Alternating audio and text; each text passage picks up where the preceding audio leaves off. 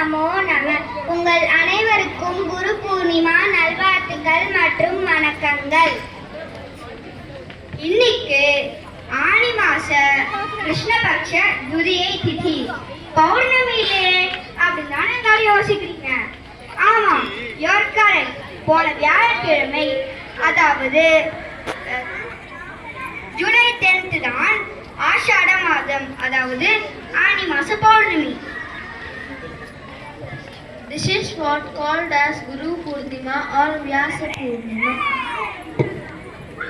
அதை முன்னிட்டு நம்ம இன்னைக்கு இந்த மாலை வேளையில நம்ம சனாதன தர்மத்தோட ஆதி ஆச்சாரியரான வேதவியாச முனிவரையும் அவருக்கு அப்புறம் இன்னைக்கு வரைக்கும் இருக்கிற குரு பரம்பரைக்கும் மரியாதை செலுத்துறோம்.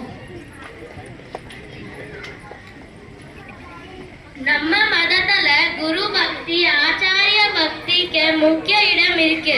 அதுல 2 விஷயம் பார்ப்போமா?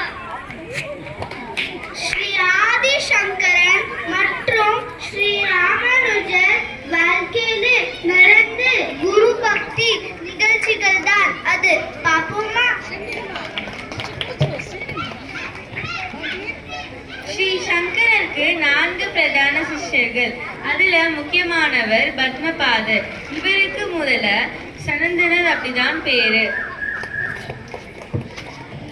ஆதிசங்கரர் காசியிலே இருந்த சமயம் ஒரு நாள் அவர் கங்கை நதியோட இக்கரையிலும் சனந்தனர் அக்கரையிலும் குருவோட வஸ்திரங்களை காய போட்டின்றும் இருந்தனர்.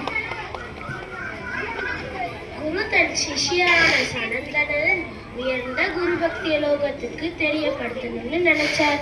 உடனே என்ன பண்ணினார்?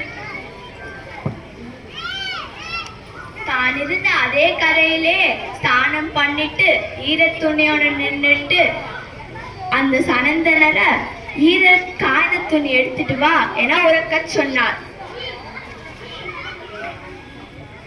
குரு இப்படி சொன்னதும் வேற எந்த யோசனையும் பண்ணாம அப்படியே கங்கா நதியில இறங்கி